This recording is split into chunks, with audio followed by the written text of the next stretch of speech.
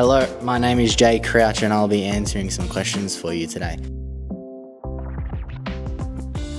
The last thing I learned within the past year that caught me off guard was there was this man during World War II who got stationed in the Philippines, and he was told not to surrender until the war was over. And his whole thing was he was over there defending his island, and something crazy 32 years later he was still defending, and they had to bring in his old general to tell him to cease fire. He has a whole book that I just ordered about it, but that whole you should look up the whole thing because I'm kind of butchering it, but I was like that's kind of no one talks about that. That's a fun fact. So yeah, I was shocked. Someone literally was 32 years, no one was around him. He was just in the middle of nowhere, just pretty sure he killed people, defending because he had not been told that the war was over. So 30 years after the war ended, this dude was still aye, I'm doing my duty.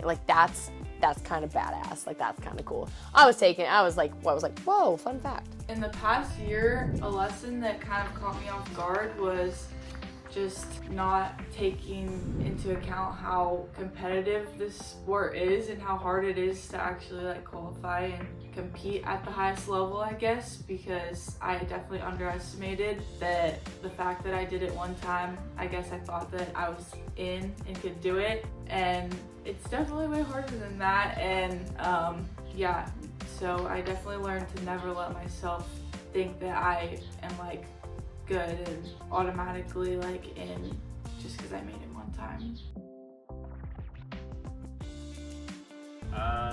Looking back on my career, it's honestly just where I'm at now.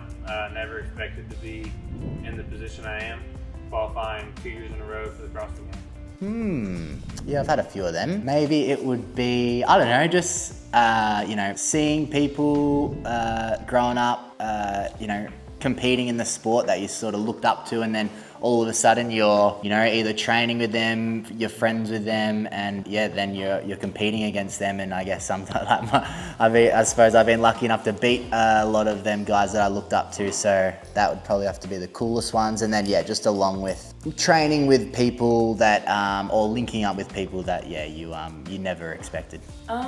Looking back at my career, I think that the coolest opportunity that I never expected was, I'm not really sure if this is an opportunity, but just the fact that I've had an impact on people and their lives and them doing CrossFit, and especially young girls or young athletes growing up. I guess I never expected to have such an impact on them and be such inspiration and motivation for them, because when I was growing up, that was me for when I was a little girl, that was me looking up to other people. So I never expected to be that person for the next generation.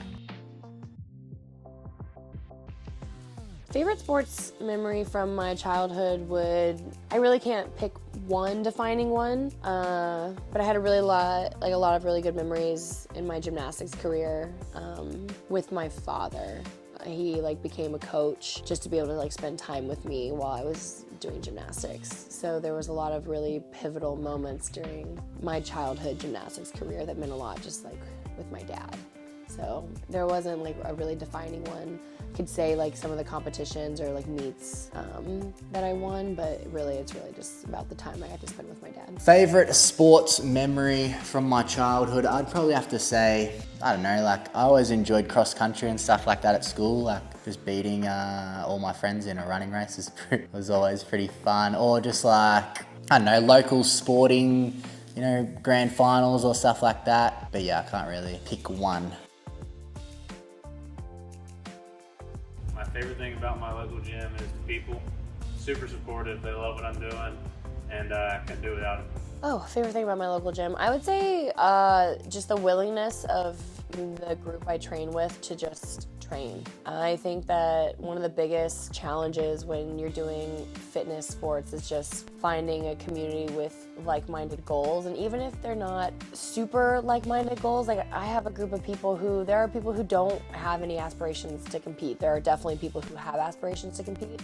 but they're just always willing to like jump into any workout that I have going on. And I would just say the support system that I have is pretty phenomenal and hard to beat. So yeah, I have a lot of really awesome people that I get to just hang out with in the gym every single day, and it makes going to the gym a whole lot easier, even on the tough days. Local gym, I'd have to say, yeah, just the social aspect. We don't train in an affiliate. We just got this space to ourselves at my mum and dad's house. So yeah, when we get down to the local gym, it's always fun to catch up with everyone. And it's a good reminder of why we started, just the social side, having fun with everyone in the community. And yeah, we definitely miss that. I think anyone who has aspirations to compete either at like a high level or they just, you know, they have goals to just go out and do a fitness competition, like just sign up and do it. Sometimes the hardest part is just like pulling the trigger. Just like the hardest part of starting a fitness journey is just walking in through the doors of the gym the first day. That's always like the hardest part. So really, if you want to sign up for it, but you have like some doubts, just sign up, because that's the hardest part usually. It's just like pulling the trigger on signing up for it. Competing is fun. These events are always fun. So like worst case, you go and you probably meet some really cool people and get a really good memory out of it. So why not? We're gonna put on a show. It'll be fun. Join in. I would tell someone to why not have a go, especially if you get the opportunity to compete, you know, at the big stage. It doesn't really take much for you to get your name out there. So yeah. Have a, you know, someone that's up and coming. Hopefully you can make a good thing of a good opportunity, and yeah, you put yourself on the map. If I had $20,000 to spend in one day, probably throw an all-nighter at a really big house. Everybody's invited. If I had $20,000 and I had to spend it in one day, I would probably go on a really cool vacation somewhere. I would have said car. I could spend a lot of money in a day, but 20K? At the moment, maybe it'd be like a set up for camping. Been looking at a Jayco J-Pod at the moment. Just get a bit comfier when we go camping and stuff. So 20K, that would absolutely do it. I'd probably have to put some of my own money towards it as well. But oh no, if we're talking 20K American, well, mate, that is like 100K Australian dollars. So we are laughing. Advice I would give to my younger self is be proud of where you're at. Don't take anything for granted. Probably, if I had to give my younger self advice, I would always just say to have fun and like never take things too seriously, kind of like just never like get in your head about things and think too much about it, because in the end it's like you look back and it's not important at all. So it's really just important to just have fun in everything you do, and yeah, have no regrets. If I had 3 wishes, the fitness one would be that I would be Michael Phelps in water, so I'd never have to swim again. One about that. The other one would be that my mom would quit screaming so loud that it busts everybody else's ear comes out in the stands. And the other one would be stop thinking about the ice bath so much and just